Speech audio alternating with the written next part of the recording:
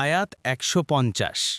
ولما رجع موسى إلى قومه غضبان أسفا قال بئسما خلفتموني من بعدي أعجلتم أمر ربكم وألقى الألواح وأخذ برأس أخيه يجره إليه قال ابن إن القوم استضعفوني وكادوا يقتلونني فلا تشمت بي الأعداء ولا تجعلني مع القوم الظالمين আর মূসা যখন ক্রুদ্ধ ও ক্ষুব্ধ হয়ে নিজ সম্প্রদায়ের কাছে ফিরে আসলেন তখন বললেন, আমার অনুপস্থিতিতে তোমরা আমার কত নিকৃষ্ট প্রতিনিধিত্ব করেছ।